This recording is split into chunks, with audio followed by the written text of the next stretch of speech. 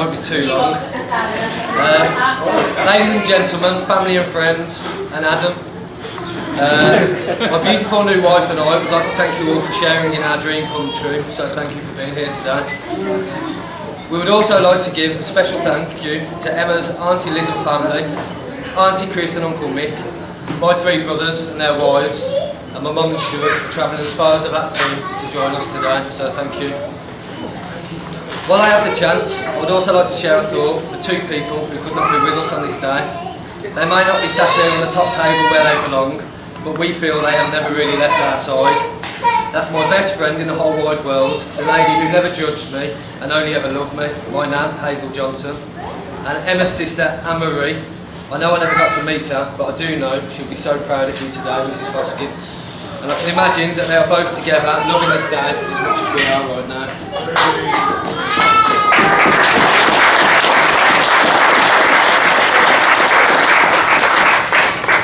Before we go any further, gents on the stag do, and I'm looking at the table over there, and my brothers, Burley. Your names, unfortunately, have been highlighted for the incident that happened in the comedy club. I don't want to mention names, I don't think that would be fair, so Sav, no heckling please. So we're watching you.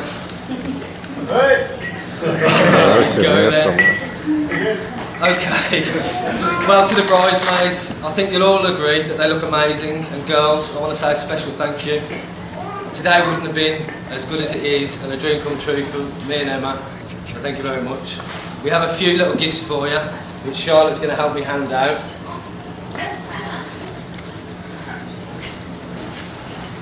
The first one is for Katie, my princess. I promised I wouldn't embarrass you, but when you're my princess, you always have been and you always will be. Nothing's ever going to change.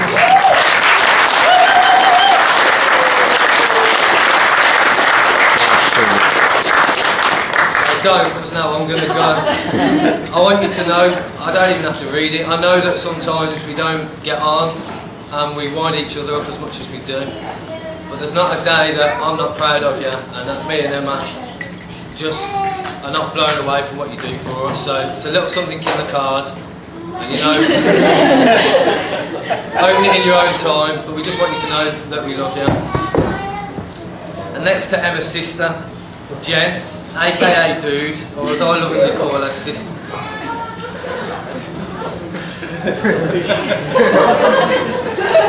You were there on our first date, and to be honest, you've been there ever since. Bottle of Jägermeister in one hand, a fag in the other. Me and your sister wouldn't have it any other way, and I'd like to think we hit it off right from the start. Jen, I want to thank you for today, yesterday and every other day me and my wife have, because you know you're always a part of it. So thank you.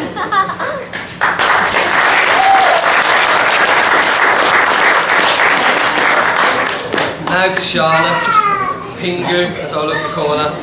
I just want you to know that everybody in the whole room thinks you look like a fairy princess today. You look amazing. I want to thank you for helping me keep on my toes and always loving my magic, even though you know I'll put it on your sleeve. Another one now. There's a lot here. And I couldn't go any further with a special thank you for my original shadow, because he was the first one that looked right into my eyes and made me want to be a better person, and that's Leighton. Thank you, son.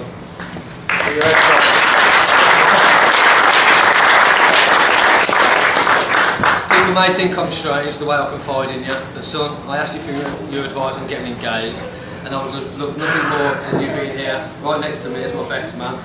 But you have a bit more dirt on me than Dean, so I'm going to miss you. Son, thank you for everything you are and helping make this family complete. So thank you, Leighton. No problem.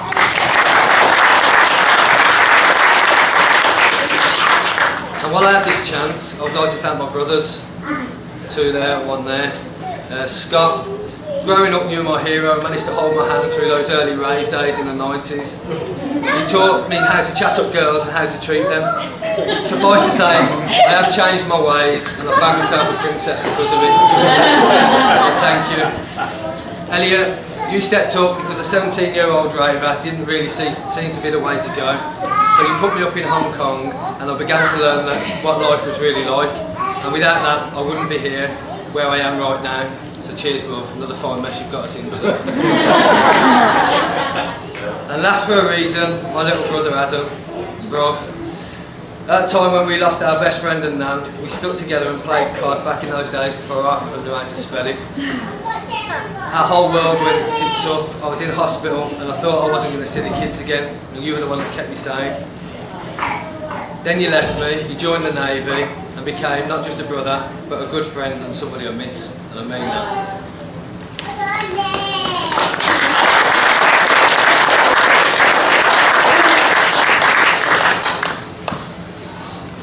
I would like to give a little shout out to my schoolmates who are sat on that table over there. Thank you for coming today. You boys have been with me from day one, and I wouldn't have had it any other way, so thank you. And I couldn't let it go any further without pointing out a certain Mr. Paul Williams. My longest standing friend, 30 years, never one argument, and I mean that, not one word said in anger. We was raving at 14, drinking at 15, well, 18 because Lane's in the room. We lived next door to each other at 18 for a short while. We've had holidays, you name it, we've done it together, and always with a smile. And I realised the other day that Mr. Paul Williams, who is now 36, he's never had a nickname, so today I'm asking everybody at some point if you can come up with something. It's a special day for me and I want to christen it and get him a nickname. You need a nickname, Paul. 36 years, you need a nickname, so someone's got to come up with something. 35? 35? I'm not even 36 yet. That's what getting married does to you, I'm telling you. Now I turn to Brendan Silve. From day one you helped make me feel welcome in your home, and it wasn't long until you gained another 2 grandchildren who felt part of your family.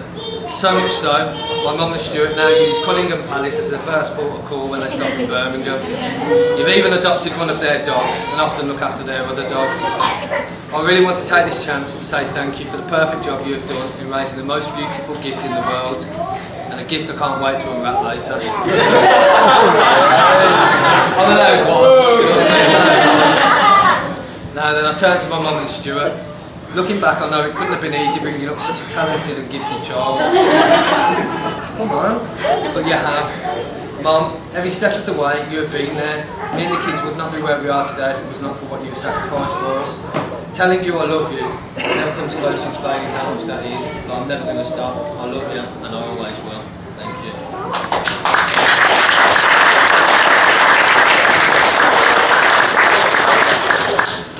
Stuart, look at you. Over the years I know I've pushed you to your limits. I've tested the lack of patience you have, but you've always been there for me to try again. And to be honest, Stuart, over the years I don't think there's ever really been a chance for me to, a right time or right place for me to tell you I love you. And I think we'll all agree that today isn't that day, so I'm going to move swiftly. I'm going to tell to my dad. This is going to be a little bit hard because unfortunately my dad has a dirty little secret. He doesn't want me to say this and he's tried to hide it for so long, and you can see how worried he is. I don't want you to judge him. We've had to put up with it as a family. I think we've held it right, but I think to start today with family and friends and Adam, it's time that we let them know. So unfortunately my daddy's a blue nose.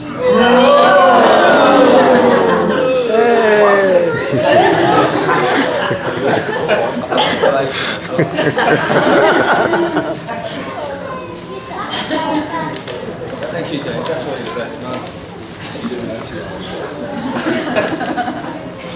Apart from being a blue nose, he is without doubt the #1 Mike Reed cross Terry Tibbs lookalike.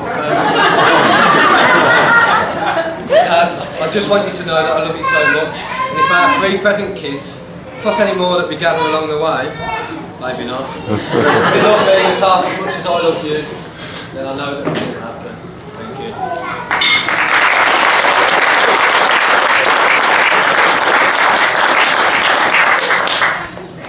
Dean, the best man. Picking the best man was easy. I knew who I wanted before I asked Emma to marry me.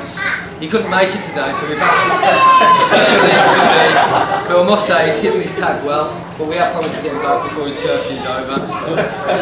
Now if you know Dean, You've heard every story he probably has to say about me more than once, and changing every time. Sorry, hon. So I'm not too worried about what he has to say here today. But I just wanted you to know that as well as him having an amazing talent of finding trouble, he also found me, and before you say it, I'm no trouble at all. Dean was a man who stood by my side no matter what I faced, and I remember what happened in Panic. That to me, Dean, made us unshakable from that day on. When I was down, Dean was always there to take the piss out of me, just enough for me to want to stand tall and stand proud, which is what I always do when I'm with him. Dean, thank you. It's an honour to have you as a best man, and an even bigger honour to call you my friend. And the stag do was amazing. And don't worry, an email was circulated about the amount of bullshit you can come out with, so before I hand over to Dean, my best friend, my shadow, and the best man, Mr. Whitmore, I have a few things to say about my beautiful, amazing, stunning wife. Emma, I know at the start people might have thought that I played hard to get, but babe, you got me and I wouldn't have had it any other way.